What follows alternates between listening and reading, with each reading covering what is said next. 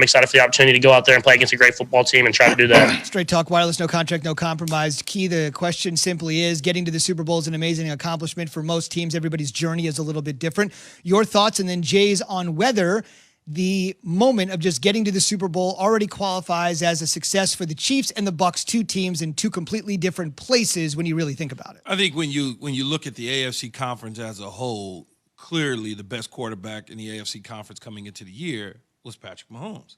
And the makeup of the team, the head coaching, all of those sort of things led us all to believe that the Kansas City Chiefs would be landing in Tampa Bay the week of the Super Bowl. And that is what's happening. Mm-hmm. And so when you look at it, it's not a surprise at all that they would get back to the Super Bowl. The key for them, though, is winning the Super Bowl. Right. If they win the Super Bowl, then there's something to talk about.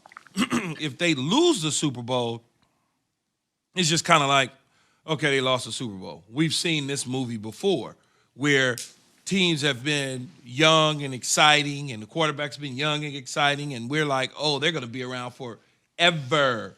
And then they lose the Super Bowl, and then they, for whatever reason, they can't figure out how to win another one for a period of time.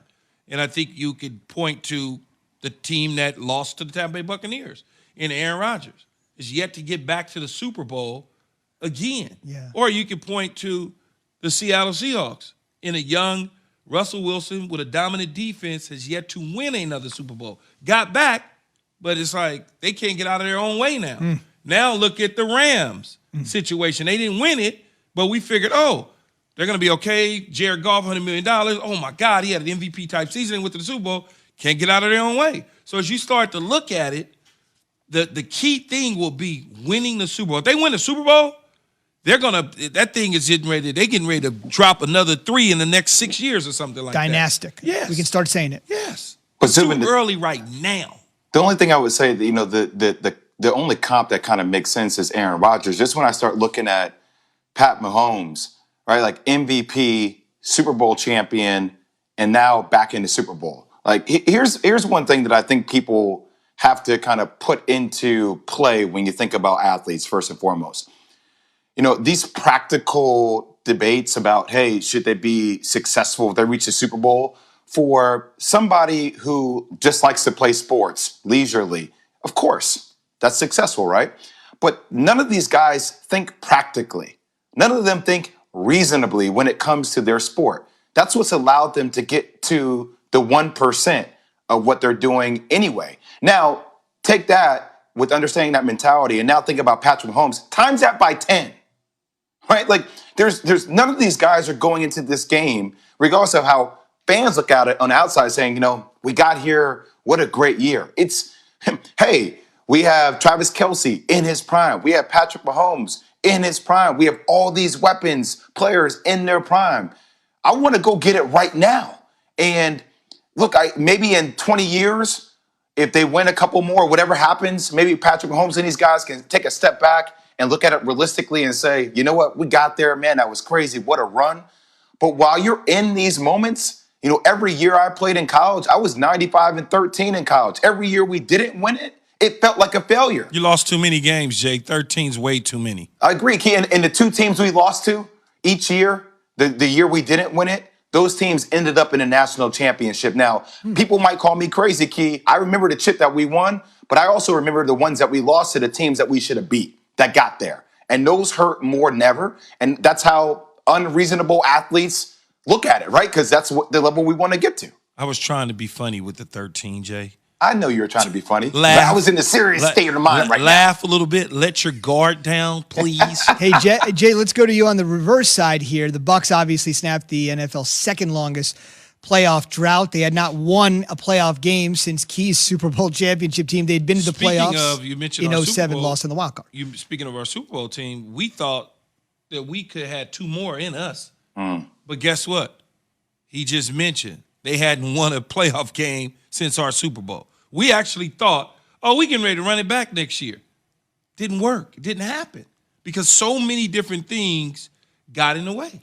took nearly 20 years, not quite 20, but nearly 20 years to win another playoff game. They did make the playoffs in 2007, lost in the wild card round. So, all right, so with that as the backdrop, Jay, right? Haven't been to the playoffs in 13 years. Only the Browns had a longer playoff drought. Of course, they both snapped it. Is this season already a success for Tampa Bay when you consider how far they've come in a calendar year?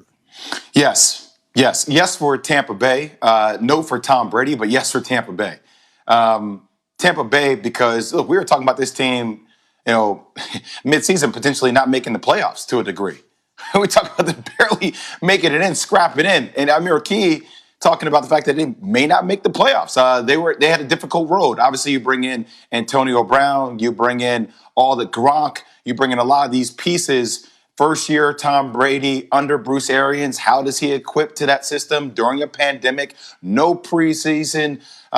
It takes a lot for these teams to come together and click at the right time. I actually thought we would be talking about Tampa Bay next year as a team that could compete with the Kansas City Chiefs to win it. I wasn't sure they were going to get there this year, but look, I think this season has been a success, but also I think for Tom Brady, a guy who's 43 years old, he's used to being at the pinnacle. He wants to win it more than anything, and I think that's what's starting to rub off on Tampa Bay, that internally, hey, this is success, but it's time to go out and get extra gravy because we have Tom Brady, and we don't know how much longer Tom Brady's going to play this game. I think Jay's right on this. When you look at Tom Brady, it's so much, right? Whether it's New England and Boston, whether it's look at me, I'm winning without you, whether it's people saying he's winning without them. So he needs to finish the deal, him personally. For the organization and the team and the fan base, the satisfaction has already been put together as a happy moment because they won a playoff game and they went to the playoffs. They had a playoff drought for as many years as you said, Zubin. Right. So that's a success in itself, considering that as you look at it, at some point in the season, I and other people started looking at it and going, man, they may not even make the playoffs the way they're playing. What the hell is going on? But now that they've gotten, obviously, to the Super Bowl, along the way, as they started chipping away, that started to resonate to the point where it's like, oh, we might actually win it. But they're running up against Kansas City. So if they don't win it, it's still a success.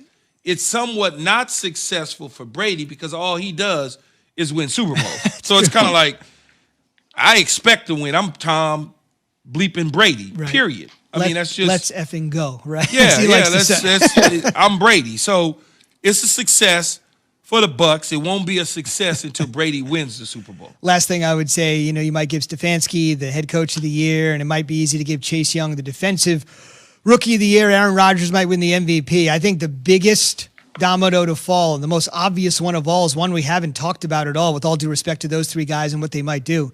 Jason Licht, the Bucs general manager, is probably the executive of the year for pulling off one move and one move only, getting Tom Brady. A reminder, check out Marvel Studios' WandaVision. The original series is now streaming only on Disney+. Back to Rodgers and the Rodgers Redux.